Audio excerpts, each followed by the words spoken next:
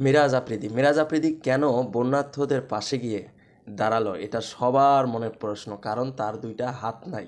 দুইটা হাত না থাকা সত্ত্বেও সে নিজের চোখে বন্যার্থদের কষ্ট দেখার জন্য গেছে এবং বন্যার্থদের পাশে গিয়ে একটু সাহায্য সহযোগিতা করার জন্য তিনি দাঁড়িয়েছিল। তার কথা হচ্ছে, আমার দুইটা হাত নাই, আমি সাহায্য সহযোগিতা করতে পারবো না, কিন্তু আমার তো টিম ছিল, আমার সাথে আরও লোকজন ছিল, তারা তো সাহায্য সহযোগিতা করতেছে, তাহলে এত কথা কেন হচ্ছে? এবং তাকে নিয়ে বিভিন্ন ট্রোল, বিভিন্ন হাসাহাসি সোশ্যাল মিডিয়ায় চলতেছে মিরাজ আফ্রিদিকে নিয়ে। মিরাজ আফ্রিদি সেই ছোটোবেলায়, সে যখন ছোট ছিল, তার মা বাবা যখন তাকে স্কুলে ভর্তি করার জন্য নিয়ে যায়, এখন নিয়ে যাওয়ার পরে স্কুলের শিক্ষকরা তাকে জিজ্ঞেস করছিল যে তোমার তো দুইটা হাত নাই, তুমি দুইটা হাত নাই, তোমার দুইটা হাত না থাকা সত্ত্বেও তুমি কলম দিয়ে কিন্তু লেখা লিখতে পারো না, তাহলে তুমি কেন এসেছো আজকে এই স্কুলে ভর্তি হওয়ার জন্য? কারণ তোমার তো কোনো যোগ্যতাই নাই মিয়া। তাকে বিভিন্নভাবে ছোট করে দেখে মাস্টাররা তাকে স্কুল থেকে বের করে দেয়। মিরাজ আফ্রিদি যখন স্কুল থেকে বেরিয়ে তার বাড়ির রাস্তায় রওনা দেয়, এবং ঠিক ওই সময় মিরাজ আফ্রিদি ভাবতেছে, আল্লাহ পাক কেন আমাকে দুনিয়াতে নিয়ে আসলো? আল্লাহ পাক যখন আমাকে দুনিয়ায় আনলো, আনার পরে কি আমাকে দুনিয়া থেকে উঠায় নিতে পারে নাই? আমার তো দুইটা হাত দেয় নাই তিনি, তাহলে কেন আমাকে দুনিয়ায় নিয়ে আসলো এবং নিয়ে আসার পরে এই যন্ত্রণার মধ্যে ফালাইলো? সেই ছোট্ট ছেলেটা মিরাজ আফ্রিদি সেই ছোটোবেলা থেকে এত কষ্ট করতে করতে করতে করতে যখন এই পর্যায়ে এসে দাঁড়ালো।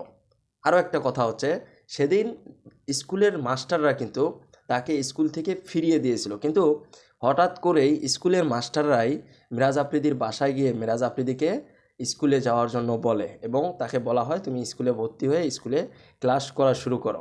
মিরাজ আফ্রিদি তখন স্কুলে ভর্তি হলো, এবং ভর্তি হওয়ার পরে স্কুলে যখন ক্লাস করতেছে, তার একটি মোবাইল ফোন ছিল, তার এক বড় ভাইয়ের নোকিয়া মোবাইল। আপনারা জানেন তখন কিন্তু, তখনকার আমলে তখন নোকিয়া মোবাইল বেশি চলতেছে। তো সেই নোকিয়া মোবাইলে সে ইউটিউবে ভিডিও দেখতো। তো সেও নিজেকে ভাবতেছিল যে আমিও যদি এরকম ভিডিও বানায়া মানে ইউটিউব চ্যানেলে আপলোড করি, তাহলে হয়তো বা মানুষ দেখবে। কারণ ওই যে তার দুইটা হাত নাই, সে এইভাবে স্ট্রাগল করতে করতে এত কষ্ট করে এই প্ল্যাটফর্মে এসেছে, অবশ্যই তাকে কিন্তু মানুষ দেখবে। এটা একেবারে 100-এ 100। তখন কিন্তু মানে ইউটিউব ফেসবুকে যে ইনকাম হয় অতটা কিন্তু মানুষ জানতো না। কিন্তু এখন এই পর্যায়ে এসে মিরাজ আফ্রিদি যেভাবে আপনাদের হাসির টোল, তামাশার টোল হচ্ছে, কিন্তু ঠিক এই ছেলেটা, এই যে মিরাজ আফ্রিদিকে দেখতেছেন, এই ছেলেটা সর্বপ্রথম যে ইনকামটি করেছিল ৪৫,০০০ টাকা, এবং বর্তমান সময়ে ৪৫,০০০ থেকে ৩ গুণ টাকা তিনি ইনকাম করতেছেন তার ফেসবুক এবং ইউটিউব থেকে। প্রতি মাসে সে সর্বোচ্চ ইনকাম করেছিল ৭ লাখ টাকা। কিন্তু যাদের ট্রোল করতেছেন যারা, তারা কি ৭ লাখ টাকা এক মাসে ইনকাম করতে পেরেছেন? কিন্তু মিরাজ আফ্রিদি, সে এক মাসে সর্বোচ্চ ইনকাম ৭ লাখ টাকা। এই ৭ লাখ টাকা কে ইনকাম করেছে? মিরাজ আফ্রিদি। মিরাজ আফ্রিদি সেই ছোটোবেলা থেকে এত কষ্ট করে করে আজকে এই পর্যায়ে আসলো, এবং আসার পরে যখন বন্যার্থদের পাশে গিয়ে সে দাঁড়ালো, তখন আপনারা বিভিন্নভাবে তাকে ট্রোল করতেছে। আমি নিজেই আসলে অবাক হয়ে গেছি যে মানুষ আসলে কতটুকু ভালো হলে এই ধরনের কার্যকলাপগুলি করতে পারে। অনেকেই তো তাকে বিভিন্ন ভাষায় গালিগালাজ পর্যন্ত করতেছে যে মিরাজ আফ্রিদি, তোর তো দুইটা হাত নাই, আমরা তোর ভিডিও দেখি এবং তোকে আমরা সমর্থক করি যে তোর দুইটা হাত নাই, তোর ভিডিও দেখার পরে তোর ভিডিওতে ইনকাম হবে, তুই এই ইনকামের টাকা দিয়ে তোর ফ্যামিলি নিয়ে একটু ভালোভাবে চলবি। কিন্তু মিরাজ আফ্রিদি তো এত ছোট হয়ে আপনাদের কাছে আসে নাই।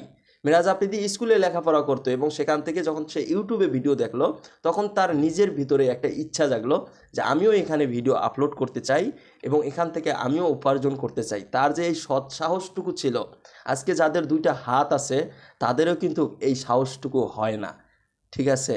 অথচ সেই মিরাজ আফ্রিদিকে আপনারা নানানভাবে নানান ধরনের খারাপ ভাষায় কথা বলতেছেন, তাকে নিয়ে হাসি তামাশা করতেছেন। কেন ভাই, কেন এগুলো করতেছেন?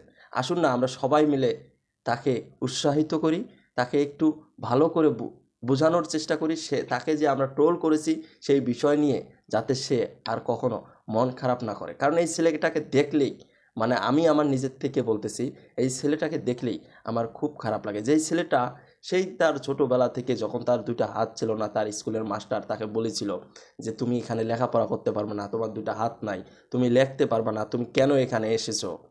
তখন আমার খুব খারাপ লেগেছে। এই ছেলেটা তখন স্কুল থেকে বের হয়ে যখন বাড়িতে যাচ্ছিল, তখন আল্লাহর কাছে বলেছিল, আল্লাহ আপনি আমাকে দুনিয়ায় আনলেন এবং দুনিয়ায় আনার পর কেন আমাকে দুনিয়া থেকে তুলে নিলেন না। এই ছেলেটাই বলেছিল। আজকে সেই ছেলেটা কোথায় গিয়ে দাঁড়িয়েছে, তার নিজের একটি বিজনেস আছে এবং সে ইউটিউব ফেসবুক থেকে প্রতি মাসে আয় করতেছে। সে এখন বেশ ভালোই আছে। কিন্তু আমরা তাকে নিয়ে যেভাবে ট্রোল করতেছি, এগুলো আমাদের দিয়ে মোটেও কিন্তু সম্ভব হচ্ছে না, কিন্তু তারপরেও আমরা এগুলো করতেছি কেন। আজকে আপনাদের মাঝে একটি প্রশ্ন রেখে গেলাম এই ভিডিওতে।